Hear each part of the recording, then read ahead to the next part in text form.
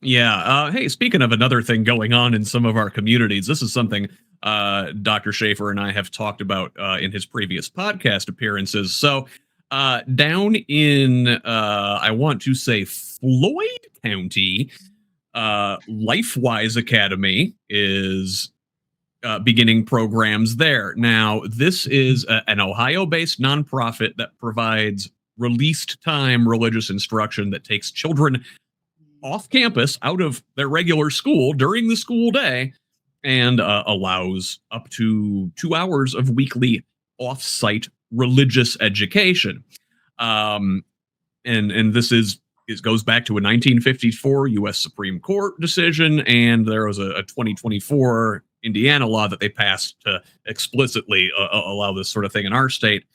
Um, Last year, according to the Indianapolis Star, LifeWise planned to operate in 52 counties during last school year. By this fall, the Indiana Citizen confirmed the group has at least one participating school in all 92 counties, with ambitions to add more sites in each. Dr. Mike, give us the quick overview of this LifeWise Academy and what they're all about. Okay, so I am so glad you brought this up, Scott. Um, the number one rule of politics always is follow the money. Now, let's talk about the money LifeWise. Now, I'm not talking separation of church and state. I'm just talking money. Last year, they had revenue of $35 million.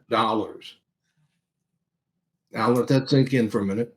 And then they had expenses of about between 14 and 17 million dollars. So the rest of that was just, where did it go? Interesting. So, but they're not accountable to anybody. And they come to schools and they convince a parent, because a parent has to request it. That's the rule. And they say, we'll make a deal with you. We will do the background checks. And all you have to do is let us pick your children up in our big red bus. We'll take them off site. We'll be responsible for them. We will teach them lots of things, which, by the way, are very narrow and very offensive to most of us. Wow. Then they come back to school and they talk to their friends about the ice cream that they had and the parties that they had, and they try to evangelize and proselytize the other children who do not go. And so this group is not harmless. Here's the big thing, and this is something every school district should be very aware of.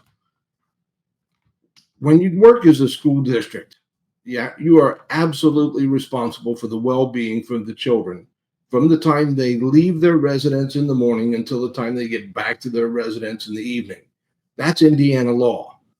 And it's called in loco parentis. We act in place of parents.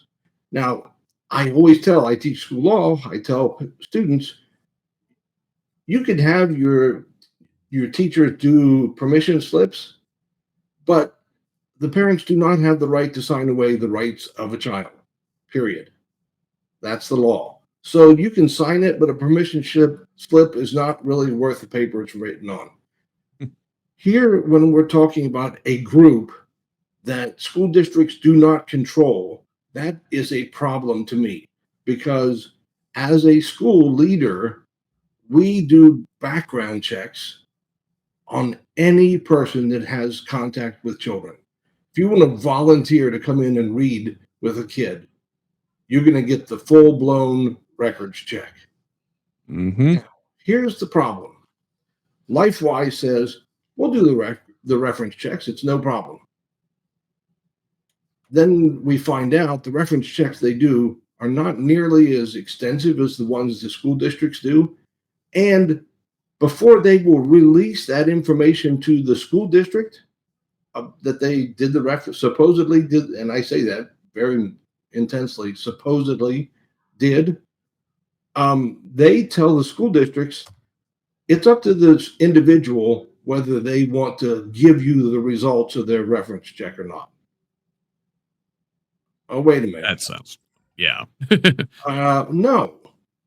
The purpose of a reference check is to make sure that we have safe individuals who are not child molesters or not anything else. And sometimes people say, "Hey, it's a religious group. It's from the church. We don't have to worry about them."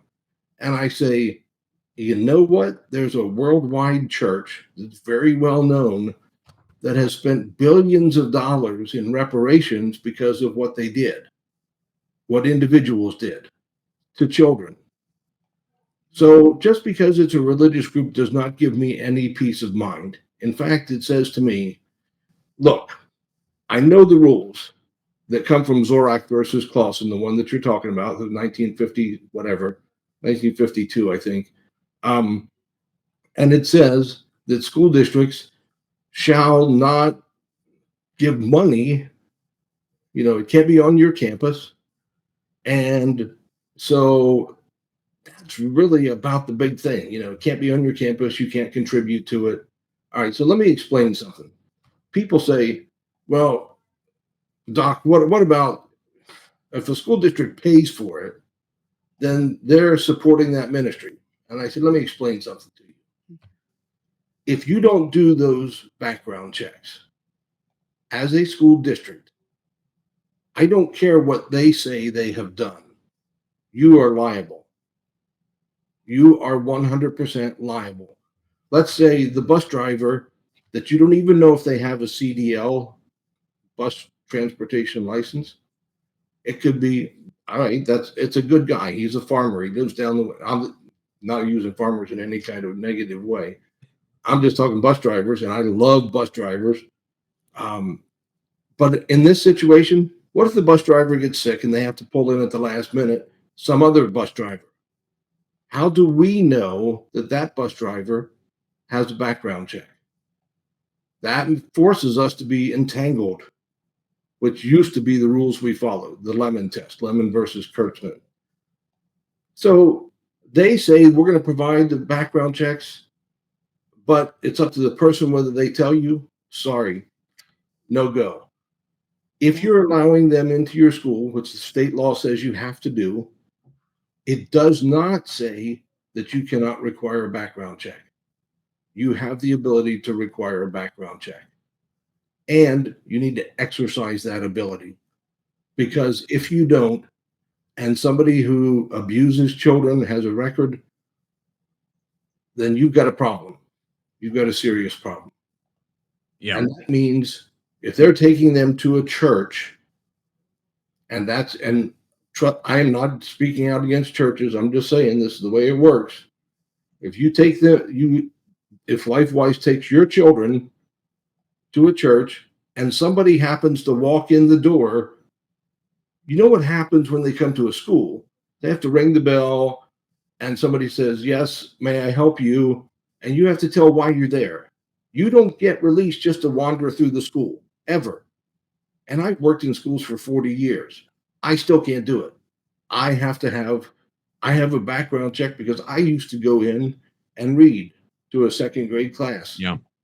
They did a full background check on me. So there's a whole can of worms. This thing, my Lord. And we haven't even gotten into the separation of church and state aspect. Absolutely. We could go on and on about this, and I encourage folks who do want to dive deeper into this some more to go back and check out your appearance on the podcast last time, where we talked a little bit more about LifeWise. Unfortunately, I have to move on to our next story here, but